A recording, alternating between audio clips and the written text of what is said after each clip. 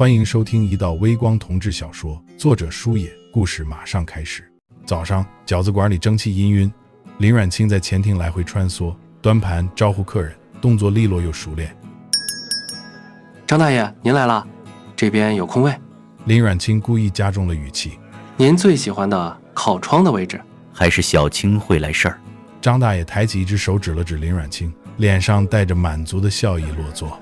今天您吃点什么？3两牛肉馅的饺子，1个凉菜双拼。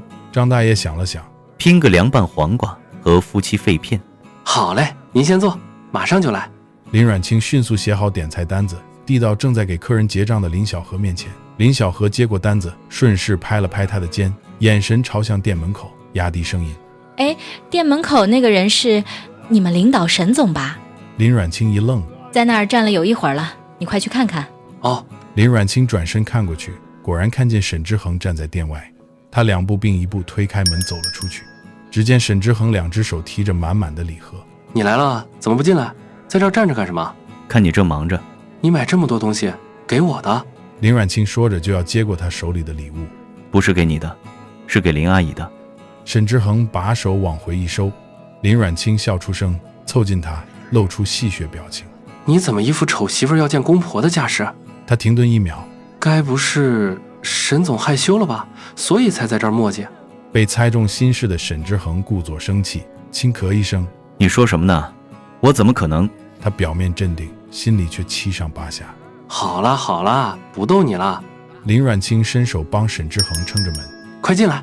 沈之恒进门的时候略微低了低头，头发蹭着门框走了进去。等他抬眼发现过道两边的客人齐刷刷地看着他。虽说今天沈之恒没穿西装，但其出众的气质外貌还是让他鹤立鸡群。这是谁呀？长得好帅啊！是啊，而且还有点眼熟，好像在哪见过。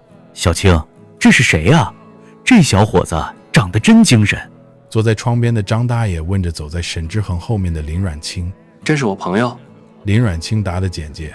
哦。张大爷意味深长地点点头。在一片目光洗礼中，沈之恒下意识地加快了脚步。他走到收银台前，微微颔首。林阿姨您好。你好你好，真的是小青的领导，看来我眼睛还没花。林小河连忙笑着回应。林阮清指着沈之恒手里的礼物。这些都是给您的。沈总也太客气了。林小河连连摆手。来就来，买什么东西？一点心意。林小河微笑点了点头。是儿，我带我领导上楼了，有一些工作上的事情。哦，行行行，但是一会儿中午的时候，沈总一定要在家里吃顿便饭，我给你专门开个小灶，多准备几个菜。沈之恒点头道谢。沈总别客气，在这儿就跟自己家一样，你们快去忙吧，别耽误你们的事。说完，林小河就走向后厨去了。沈之恒，走这边。林阮清说着走上旁边的楼梯。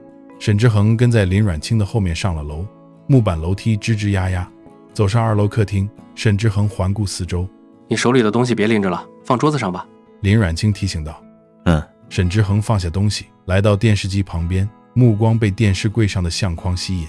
照片里，林阮清穿着校服，一只胳膊搭在林小河肩上，少年模样青涩又张扬，唯独那抹他招牌式的灿烂笑容，熟悉的让人一眼认出。沈之恒的嘴角弯弯。沈之恒，你想喝点什么？家里有茶和可乐。林阮清问道。沈之恒未抬眼，专注地看着照片。不用，谢谢。林阮清走了过来。这时候的我还在上高中。哦，很可爱。那你觉得是那时候的我可爱，还是现在？林阮清冲他微笑，语气里带着一丝期待。沈之恒蹙眉，非常认真地思考着这道送命题，然后用手指刮了刮林阮清的鼻尖。各有各的可爱。走吧，带我去你房间看看。是在楼上吗？是的，楼梯在这边。2个人前后脚上了楼。林阮清先来到卧室门边，打开门，逗趣道：欢迎光临我的小窝。沈之恒笑着，半低着头走了进去。这是沈之恒第一次走进林阮清的房间，一股柚子的清香扑面而来。他左右环顾着，看得很仔细。我的房间有点小，你就凑合着待吧。是不大，不过很干净，很温馨。沈之恒说着，径直走到窗边，一张简洁的原木书桌靠在窗前。这里是整个房间采光最好的区域。桌面上放着笔记本电脑，旁边是一叠关于老城区改造项目的资料，还有一个可爱的企鹅样子的水杯。他拉开浅色棉麻窗帘，窗外铁架子上面错落有致地摆放着一排绿植，小盆放在大盆的中间，其中有一株植物还开着不知名的白色小花，很雅致，花茎和花瓣时不时随风摆动。这里可以俯瞰下面的街区，人来人往。沈之恒看着看着有点恍神。沈之恒，你看什么呢？看这么出神。林阮清凑过来。没什么，这儿风景很有特色，挺有味道的。沈之恒下意识低头，看到窗台上摆着2块有点半干的柚子皮。这是柚子皮？对，是柚子皮，我喜欢这个味道。林阮清解释。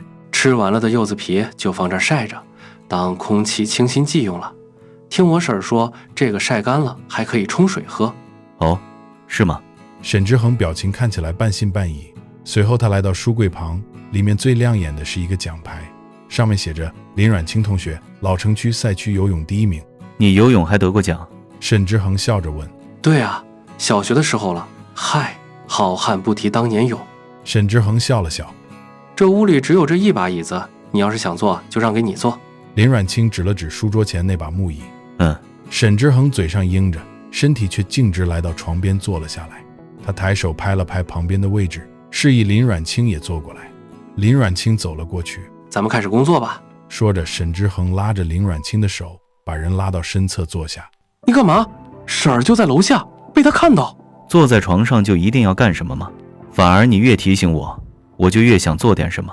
特别是现在是在你的房间，在你的床上。说着，沈之恒便将他推倒在了床上，专注地看着他。工作。沈之恒的吻落了下来，直接将林阮清即将说出的话语阻挡在嘴里。林阮清的身体被压住，只能使劲伸直了右臂，够到旁边半掩的门，将门关严。沈之恒抬唇，眼神有些迷离。要是真被你婶看见了，我就当场提亲，反正也是早晚的事。沈之恒，你可别胡来。林阮清喘着气。我还没跟他说过咱俩的事，如果他知道我被你掰弯了，还跟你，我怕一下子这么大信息量他接受不了。沈之恒有点落寞地坐起身。你什么意思啊？你不想跟你婶儿说咱俩的事？那倒不是。林阮清也坐了起来。就是不知道怎么开口。你要是开不了口，我来说也行。别，千万别。林阮清赶紧摇头。还是我自己说比较好，不过等忙完董事会辩论吧。那好吧。沈之恒兴致缺缺。生气了？林阮清轻身抱住了沈之恒。没有。才怪，你这样子就是生气了。林阮清用手戳了戳沈之恒的嘴巴。好了，别生气了，来亲亲。说着，林阮清手捧起沈之恒的脸颊，亲了亲。你要是再亲下去，我可能会在这儿要了你。沈之恒眼神闪过一丝狡黠，见林阮清的反应，嘴角微微扬起，显然十分满意，随即话锋一转。好了，说正事儿，你给我演示一下，周一你准备怎么讲这个方案，我给你提意见。哦，好。2个人立刻收敛情绪，切换到工作状态，讨论了起来。